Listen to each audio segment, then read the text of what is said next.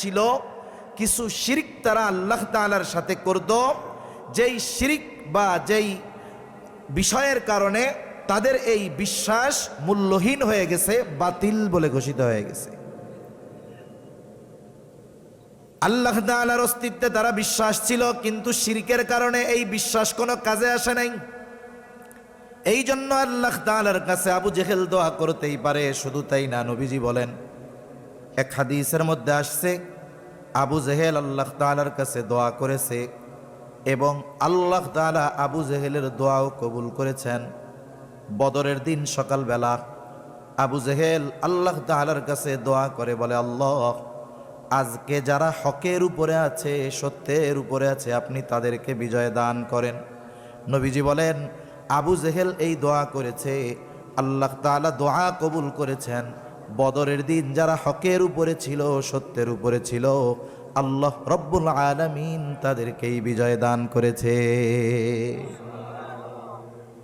এখন আবু জেহেল কি দোয়া করেন, নবীজিকে শোনায়া শোনায়া আল্লাহ তাআলার কাছে বলে, আল্লাহ, সত্যই যদি আপনি এই কোরআন নাজিল করে থাকেন, তার মানে সত্যই যদি আপনি মুহাম্মাদের উপরে কোরআন নাজিল করে থাকেন, তাইলে আমাদের উপরে পাথর বর্ষণ করেন অথবা যন্ত্রণাদায়ক শাস্তি দেন।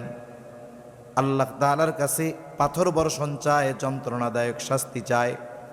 কোন কারণে? বলে, যদি নবীর উপরে, মুহাম্মাদের উপরে যদি সত্যই কোরআন নাজিল করে থাকেন। এখন কথা হলো, পাথরের আযাব, যন্ত্রণাদায়ক আযাব যদি ওর নিতেই মন চায়, নবীজিকে শোনায়া বলার দরকার কি? রাতের আধারে আল্লাহ তাআলার কাছে বললেই তো হয়, ঠিক কিনা বলেন?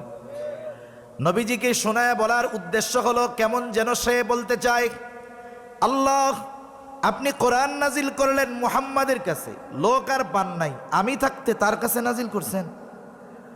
আমার লোকবলের অভাব নাই, আমার সম্মানের অভাব নাই, সম্পদের অভাব নাই, আমি মক্কার একজন প্রভাবশালী নেতা, আপনি থাকতে, আমি থাকতে আপনি মুহাম্মাদের কাছে কোরআন নাজিল করেছেন। কামটা কেমন হইল? এটা তো আমার ভাল লাগে না, এই জন্য বাইসা থাকতে মন চায় না।